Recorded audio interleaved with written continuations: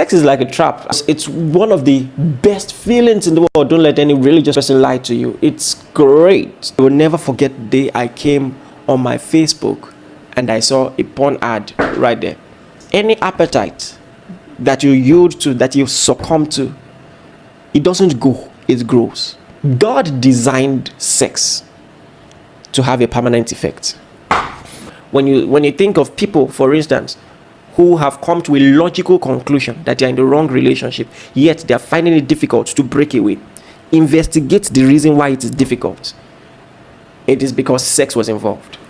35% of all downloads are still porn related. 65% of young people between the ages of 13 and 24 actively seek porn weekly. 64% of young people, including the ones in church, actively seek porn at least once a week. 20% of all internet pornography includes children. I will never forget the day I came on my Facebook and I saw a porn ad right there. And the first thing that I want to let you know about this is this: when it comes to gratifying any sensual desire, you have the tendency to think that the way to gratify that desire or to satisfy that desire is to yield to it. Oh, I want to use the language, I feel so horny right now, so let me yield to it so that I can get myself together. But the irony is, any appetite that you yield to, that you succumb to, it doesn't go, it grows. Instead of going, it grows. It's something that you must realize. Everything that you do the first time becomes easier the next time. Hence that statistic: 350% of people who cheat the first time are likely to cheat again. People are more likely to marry again, to divorce again after they divorce the first time.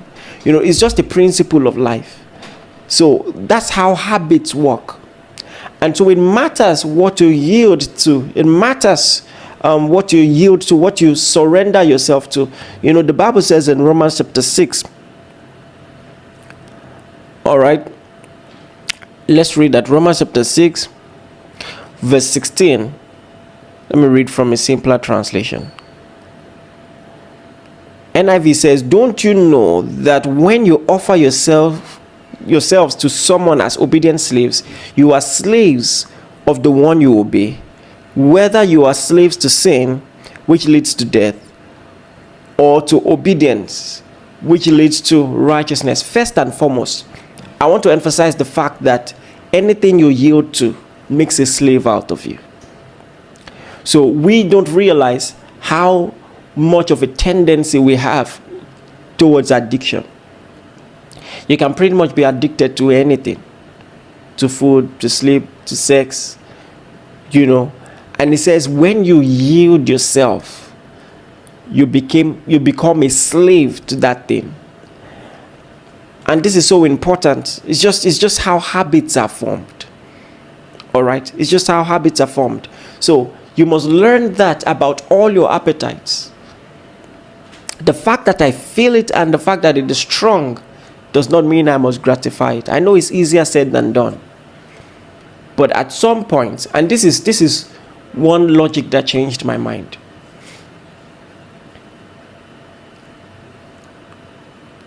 Ask Solomon and realize that you can't sleep with everyone. It is true. Let me say this, and this might come as a shock to some of you, but it is so profound and so important. Listen to this. I know that we have some romantic lines where we tell our spouse, "You are the most beautiful in the world. You are the most handsome in the world." And those are very nice, catchy lines. But I feel that those lines don't prepare us psychologically for temptation out there.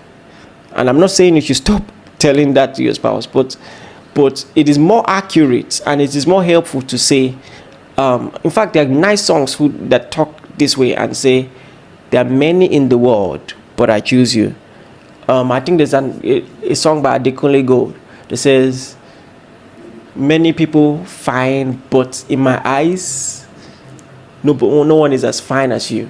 And I think that's important, because when you embrace the reality that there will be incredibly handsome, incredibly beautiful people out there, and you cannot have them all, even if you tried, it will help you. It will settle you into the idea of settling. All right, and that's the tempting thing about temptation. Excuse the repetition. If you're not careful, you just keep going, because you will never be satisfied. And the reason is simple: it was never designed to satisfy you. Every appetite was meant to, or is meant to, point us metaphorically to the living fountain, the only living fountain that satisfies, which is Christ. And I'm going to talk about that some other time. So the more you succumb to it, the more it grows. Let me say this. There's also a very powerful principle of attention. Okay? If you don't give that one spouse, that one person, all your emotional attention, it will affect you. It will affect you. We exaggerate our ability to multitask. But when your attention is divided, it will show. You will stop texting as often as you used to. You will stop talking as often as you used to. It will affect you all around. And all I'm saying is, so when you begin to give everyone who is beautiful attention, everyone who is handsome attention, fundamentally you become very fickle. You cannot have any strong bond with any one person. And that's going to be a terrible thing for you. You also need to realize that sex is like a trap, and it's not a trap. It's like a trap in this sense. I'm going to explain what I mean, because it's one of the best feelings in the world. Don't let any religious person lie to you. It's great. Take that from a married man. It's great. All right, but it is something very sacred, something very powerful, and yet very enjoyable. And so some people, they think all there is to sex is the pleasure, and that's a big mistake. I want to read something to you. In fact, I was watching a man of God in this country, I think Pastor Kingsley, and he quoted this text from another a text I've taught on many times, but from another version. And the Message translation is not my favorite translation. I'm sorry, but for this verse, it really stuck. 1 Corinthians 6:16. 1 Corinthians 6:16. It says, there's more to sex than mere skin to skin. I mean, that's profound enough already. It says there's more to sex than mere skin on skin. It says sex is as much spiritual mystery as physical fact, as it is written in the scripture, two become one. It says there's more to sex than just skin to skin. Sometimes, if you just follow the pump of your blood, you just feel like, let's just have fun. And people have coined a lot of phrases like friends with benefits and all of that. But this tells you categorically, it says there is more to sex than mere skin to skin or skin on skin. It is a deep spiritual mystery. And what is the spiritual mystery? It says two shall become one. Let me say this. God designed sex to have a permanent effect. Never forget that. In the real sense of it, there is really no one night stand. There has never been a one night stand. There has never been any sexual activity that lasted only for a night. The impact by design, listen, the person who designed sex designed it to have a permanent effect. In fact, let me tell you how serious it is. God designed sex to be, what is the word now? To consummate the union between a man and his wife. So you might wear a ring and that's nice, but what really consummates you both emotionally, spiritually, beyond the words and the vows that you make is sex. By design, sex is true marriage. Sex is true marriage. That's what it says. It says two become one. It is through sex that two become one. And so you make a big mistake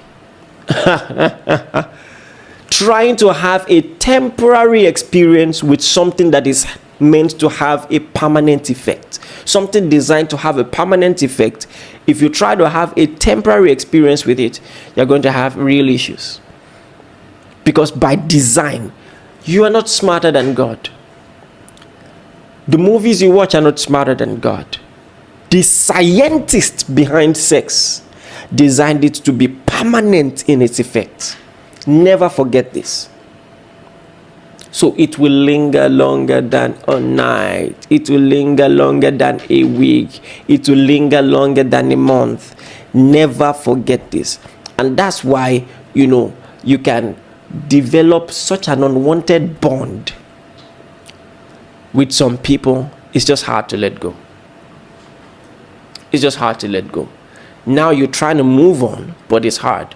When you think of people, for instance, who have come to a logical conclusion that they're in the wrong relationship, yet they're finding it difficult to break away, investigate the reason why it is difficult. It is because sex was involved. Sex was involved. I get questions like that. Just last week, someone asked a question about the person who is dating, she's dating, having this strong connection to the ex. Most of the time, almost 100% of the time, relationships that are very hard to break away from, where sex was involved. And the reason is simple. Sex is glue. It glues the soul. So it was designed to be permanent, and that's why it's hard to move on from someone that you've had sex with. So we make a mistake when we try to be smarter than God. Now, let me just say this. When it comes to biblical steps to overcoming sexual addiction, because someone asked, how can I overcome lust? I'll give you a few tips and then I will recommend that sermon I recommended. So you go and listen to it, okay? One more time, the title of the sermon is Sex and Other Drugs. Sex and Other Drugs, okay? The sermon I preached. The first thing I want to talk about is this. You have to realize that delight in God redefines happiness. Delight redefines happiness. And I'm going to explain what I mean by that. You see, even by scientific observation, you realize that sacrifice is wired into the fabric of life. And it almost seems like to experience some good in life, you must be willing to sacrifice. That if you're going to plant anything, if you're going to have any plants, a seed will have to die. And that's the irony, in the wisdom of God, that except a corn of wheat falls to the ground and dies, it abides alone. Or if you want to stop experiencing fatigue on a daily basis, then you need to hit the gym. The way to avoid pain is to embrace pain and control pain. It's just a principle of life. it is ironic that you have you ever wondered why the healthiest foods are not the most delicious? You just wonder, like, why? What if they just discover scientifically that the more you take ice cream, the more buff you become, the more healthy you become. It looks like all the healthy fruits are not necessarily nice, in tongue. They are cucumber, carrots, and all of that, and you're like, why not? Why can't it be chicken? And all of that. So at some point, it's a principle in creation that good things in life will require some sacrifice. All right, some sacrifice. So you have to start embracing that as a worldview. I won't just go by the way I can't go by the way I feel, otherwise I'll be in trouble. You know that. You knew that was true when you were reading for your degree in the university. Sometimes I won't feel like reading, but I must read anyway. I won't feel like going to class, but I must go to class anyway. And the same thing must happen in your relationship. All right? So we live in a culture that has destroyed the idea of sacredness, that there are some boundaries that you must not cross. All right? But some things are sacred. Like I said, you can't sleep with anyone and all of that. And when you live in a culture that has destroyed the concept of sacredness, what you're going to have is, you're going to have a lot of abuses. You're going to have a lot of abuses, and you will seek satisfaction in things and in places that do not satisfy. When Jesus saw the Samaritan woman, he didn't see a woman, who was incontinent. Is that a word? Incontinent? Yes. He didn't see a woman who couldn't control her sexual urges. He saw a woman who needed living water. And here is the thing. All the excesses in our lives reveal something deeper and more fundamental about us. You see, we cannot express it, we cannot articulate it, but when we go for drugs, when we go for alcohol, when we go for, fornication, we are revealing a secret craving of our soul for a satisfaction that only God can give. This is so important. And that's why I titled this point, Delight Redefines Happiness. When you just realize, listen, the happiness and the acceptance that I crave from guys constantly, I'm meant to get from Christ and get in Christ. So Jeremiah chapter 2 verse 13, the prophet was declaring the word of the Lord to the people. God is speaking in first person. He says, for my people have committed two evils. They have forsaken me, the fountain of living waters, and have hewn themselves cisterns, broken cisterns that hold no water. And I'm telling you this, and I'm not trying to be religious. I'm just saying, if you base your acceptance, satisfaction, your completeness, not on what culture says about you, not on what friends say about you, not based on peer pressure. You stop yielding to peer pressure, but you base your completion or completeness on Christ, who He says you are, what He says you have, and what He has done for you. That's going to make you solid. It's going to make you strong. And it takes a solid person to say no.